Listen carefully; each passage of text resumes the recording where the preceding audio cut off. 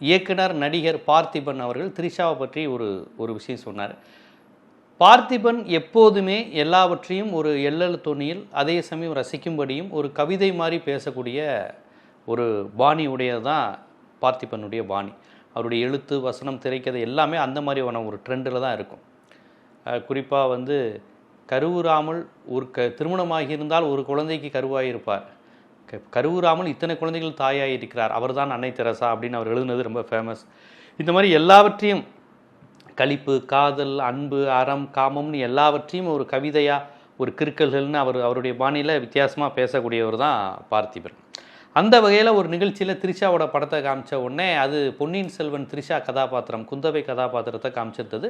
ஆடியன்ஸும் குந்தவைன்னு சொன்ன உடனே டக்குன்னு ஒரு பாயிண்ட்டை பிடிச்சி பேசினார். குந்தவை கொஞ்சம் காலத்துக்கு வீட்டிலேயே குந்த வச்சுருந்தா நல்லது, குந்தவை வீட்லேயே குந்த வைக்கணும், கொஞ்சம் வெளியே வந்தால் கொஞ்சம் பிரச்சனையாகுதுன்னு இன்றைக்கி உள்ள ட்ரெண்டுக்கு ஏற்றாப்புல அவர் பேசிட்டார். அவர் என்ன பேசினாருங்கிறது எல்லாருக்கும் தெரியும்.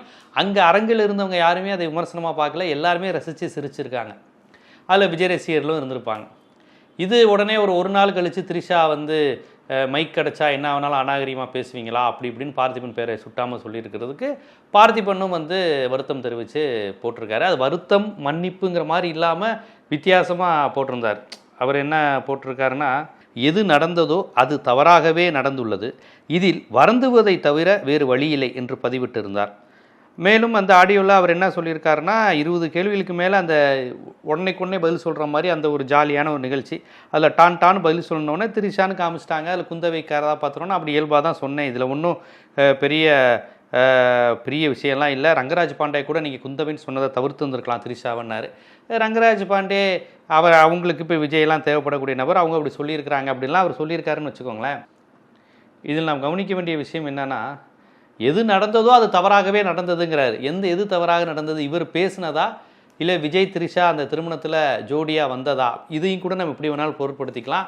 அவர் ஒரு மாதிரி இங்கிட்டும் போகாமல் அங்கிட்டும் போகாமல் தான் பார்த்திபன் பேசியிருக்காரு. பல இடத்துல இப்படி தான் பேசுவார். ஒரு முறை வந்து இந்த சென்ட்ரல் ட்ரெயினில் வந்து சரியான உணவு இல்லைங்கிறத கூட கிட்டத்தட்ட பிஜேபி விமர்சனம் பண்ணி போட்டுட்டு அப்புறம் சமாளிச்சுட்டு நான் அப்படி இல்லை, நான் பிஜேபி எதிர்ப்பவனும் இல்லை அப்படிங்கிற மாதிரி.